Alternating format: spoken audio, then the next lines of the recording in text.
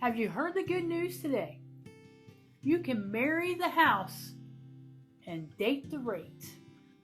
And if that doesn't knock your socks off, this one will. Interest rates may be at 7%, but rents are at 100%. Doesn't those two throw off some cheesy vibes? Yes, they do. It's okay. You can eye roll along with me. I see these on Facebook all the time. Thank goodness, though, they have slowed down a little bit. They're in response to what buyers have concerns about, and that's the interest rates being higher, which makes their payments higher. I can totally understand that. I relate to it completely. So you're not going to have these cheesy memes here. I'm actually going to talk about the real estate market to let you know what's going on. Is it going to crash? And then give you an option on what you can do to try to get your payment down if you're looking to buy a house soon. So stay tuned. This is about supply and demand. It says months of inventory. And if you see where I'm circling, that was November 2021 when we had 1.42 months. That means houses were selling less than 2 months, about a month and a half it would take the houses to sell around that time. That's a very, very strong seller's market. As you look at the graph and see it starts to go up, we're at 2.52. Here's the very top right here, 4.8. That was just this January of 2023. 4.8 is almost 5 months worth of inventory. So that means that those houses would take about 5 months to sell if nothing else came out on the market. That's the highest we've seen in 2 years. And then you see it come back down. And then we go back up, and here we are. This is November 2023. And we are at 4.12. And this is for the Jacksonville, Florida market. And remember, every market is different. Real estate is local. So what's happening in my market may not be happening in this, north, the West Coast, wherever. So remember, real estate's local, and no one knows exactly what's going to happen. So we just have to look at what the past has told us. And the inventory, even though it's 4.12, that means it's taking a little over 4 months to sell the current inventory if nothing comes out. And that's still a seller's market. It's leaning towards a more balanced market. So this, if you take a look at the overall graph, you see it went up to 4.8. That's still a seller's market. It's closer to more of a balanced market, but it's not one that's crashing. And then we saw it come back down in March, a little over 2 months. And now we're seeing it go back up, which is typical this time of year too. Not as many buyers out. The ones that are out right now during the holidays, they are very, very serious. So next, I'm going to show you what the prices are doing. What we've looked at for the past 2 years, the median sales price, which we use median instead of average, because with average, you're taking the lowest price house and the highest price house, which could be in the millions, and you're averaging them. So that kind of makes the numbers really off balance. Whereas a median sales price means that, for example, in November of 2021, the median sales price was $305,000. So half the houses that sold back then were higher than $305,000, and half the houses that sold were under $305,000. And if you look at the chart, we had some lows and we had some highs and we had some more lows and we went up again.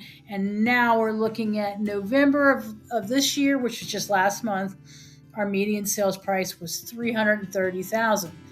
Now, 2 years ago, it was $305,000, as you saw back here.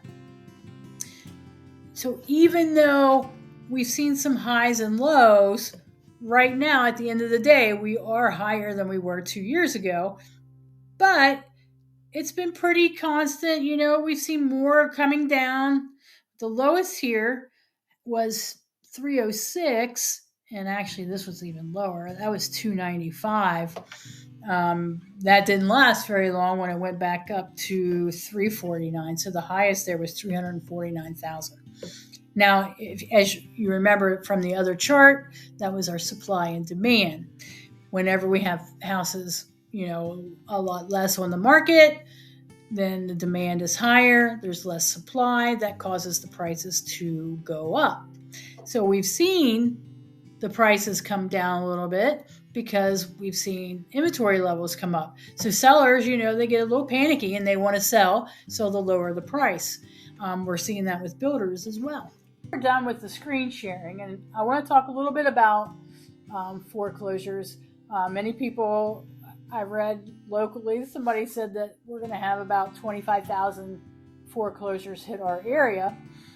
And right now, for the whole year of 2023, there's been almost 2,200 filings of foreclosure called list pendens. That's just, legal jargon saying, hey, the bank has started the process, the attorneys filed with the courthouse, they're starting the foreclosure process. And nowhere is that anyway close to 25,000. Yes, it has increased. 2021, 2022, we saw about 1,900 and even as low as 1,200 filings. In 2005, when we hit the peak in 2005, we saw about 3,500 list pendants filed that year. And then 2006, 7, 8, that's really when the market did take a turn and the bubble did bust. We saw that increase to like 5,000-6,000 filings per year for the list pendings. So we're not at that point here. I know people were talking about forbearances when COVID hit. Lenders were doing forbearance plans. And since 2020, there's been 8 million people who have had the forbearance done. And as we've come away from COVID, some of it was for job losses and sicknesses and stuff like that. It wasn't just COVID. Now we're seeing 145,000 people who are still in the forbearance process. So that number has dropped too. Many of people have said, you may have seen people writing in the local groups that, those people are going to foreclose, but that number has come down. The other thing is, I think people are holding on to their houses more because rental prices are so high. It doesn't make sense to leave a lower mortgage payment, even though you're behind, to go and get yourself in a situation where you're paying more per month. And that's a big difference. I bought my house in 2021. Our interest rate is under 3%. Our payment is under $1,200. If I was to go rent a house right now, equivalent, I would be paying about $1,500-$1,600 a month. And it wouldn't make sense to leave a house to go rent a house that's $500 more. Yes, and I understand there are other factors involved. You have repairs and things like that too. So it's not just about the payment. But in 2005, you could rent a nice house for about $1,000 a month. A nice house, which is now renting for about $2,200 a month. So I think that if we start to see prices for rentals start to come down, then I'm really going to pay attention. And not that I don't pay attention now, but I really will be watching the prices and sellers selling, maybe more foreclosures at that point, because right now it doesn't make sense to rent. If your current house payment is way less than what the rental market is. But folks, let's watch it. If we see those rental prices come down, then we need to keep an eye on it. But even the rental prices, the rental market does not look like it's going to be changing anytime soon. So last but not least, I promised to talk to you about a way to get your interest rate down. So right now we're looking at interest rates a little bit over 7%. If you do FHA or if you do a VA, you're looking at about 6.5%. Okay, that's not too terribly bad. It's not as good as what it was a couple years ago, but not too terribly bad. Builders are offering incentives in the form of what's called buy downs. And even lenders are offering buy downs as well. Now they can be, there's so many different variations, so I'm not going to give you one specific, or same thing with the builder. One builder is giving, where your first year, your interest rate is the lowest that it can be. Year 2, it bumps up a little bit. And then year 3 through 30 is a fixed rate that's a little bit higher than year 1 and year 2, but it's lower than what the rates are now, even with FHA and VA. Now, if I was to give you those numbers, the real numbers, then I would have to talk really, really, really fast. These disclosures where, like on medicines, they give you like 20 side effects, and you're like, why would I take that? Because it wouldn't be worth it. That's what I would have to do. So I'm not going to, but if you have any questions about the rates, different builders, they offer different things, different lenders, feel free to, comment below. I'll leave my number up. You can call or text me, ask questions.